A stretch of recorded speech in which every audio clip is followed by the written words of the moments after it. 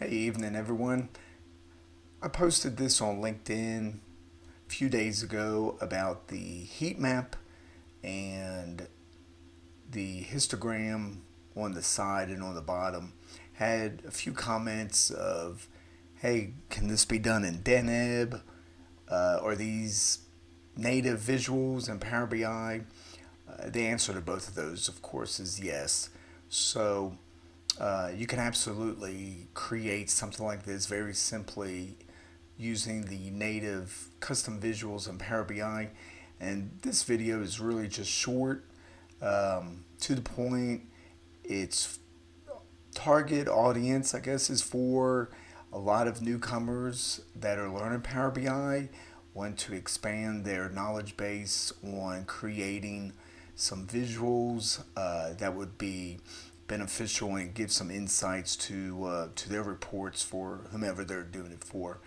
Um, so this is just something I've been working on the side. I've been seeing some Tableau reports, um, and I thought, well, if they could do it in Tableau, we easily showcase that and replicate that same information in Power BI.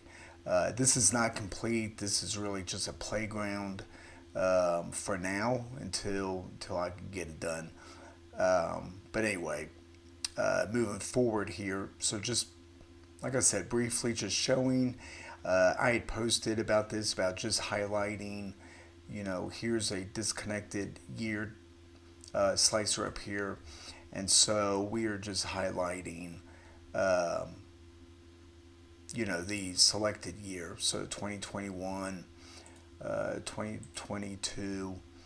I need to make this a little bit bigger, but I mean, for demonstration purposes, this is the size that it is.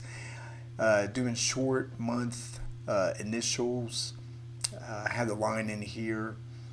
Um, Said, I guess he also tagged me in one of his posts that, we discussed kind of on the side, hey, what if we did this or could we do this? And the answer is yes, of course. So that's one part. Um, and then the other one was the heat map. Someone had asked, hey, if can this be interactive with your slicers? Absolutely. So what I have up here, these are total incidents for health and safety. And so I just added some slicers of critical, major, minor incidents. So if you click on critical, you can absolutely see that this heat map changes. The bars change on the side. Totally interactive. This changes as well. So pretty simple, straightforward. Like I said, focus is mostly for people learning Power BI in the very beginning. What can I do to really uh, portray or convey the message of the data, or what my focus is? So you just use a matrix table. You drop in here. It's short day names, um, and then my time label. Across the top. I filtered for the time label because I didn't want to show 1 a.m., 2 a.m. In this case, people aren't working night shift. This is just really for the day shift for this example. So that's what I did there. So you just highlight that to make a heat map. You just go under cell elements and total incidents by selected years by measure, background color, hit the function, and I'm just going added a middle color. You don't have to, but I did in this case. Values only. Lowest value is like a gray. Highest value is purple, indigo, whatever you want to call it. It's a purple to me. So anyway, and then that's how you come up with that. Um, and then if you want the histogram on the side type of thing, it's just a clustered bar chart.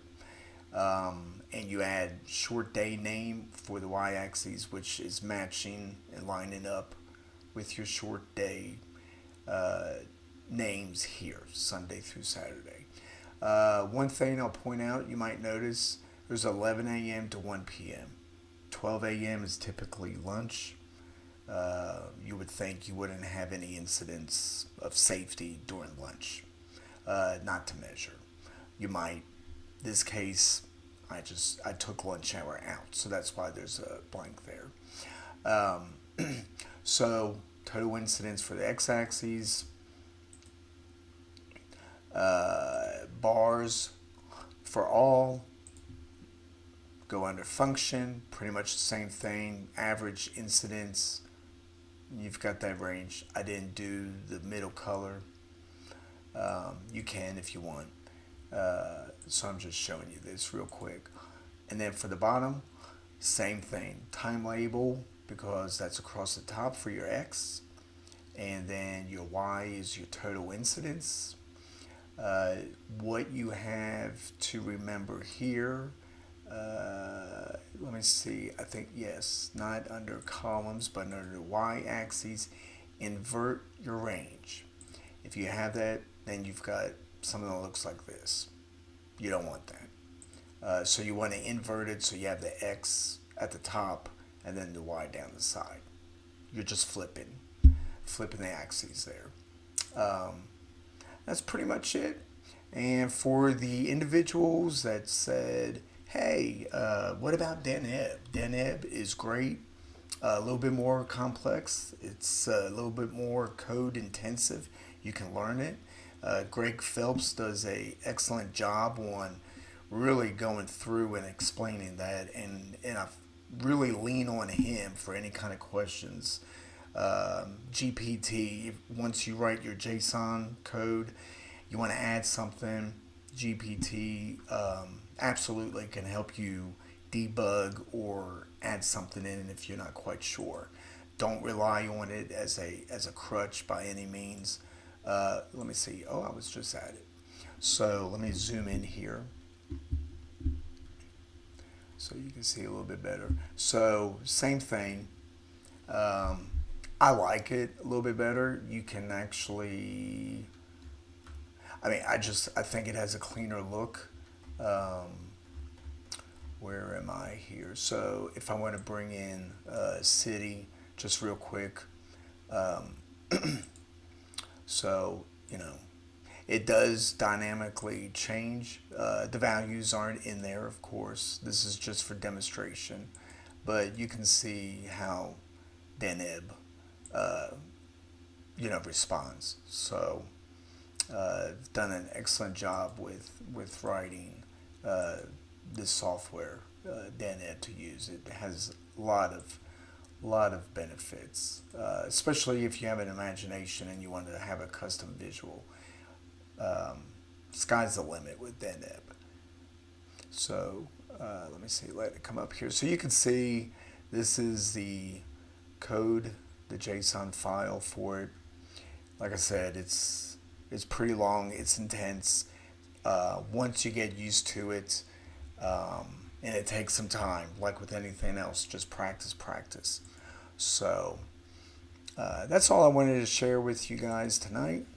I appreciate the comments. I appreciate the interaction everyone has with my post. I love showcasing some of this. Hopefully it helps somebody.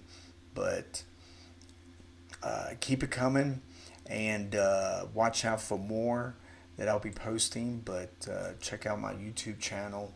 I'll have this on there always for you guys to refer back to. So other than that, you guys have a great evening. Thanks. Keep practicing, and we'll catch you next time.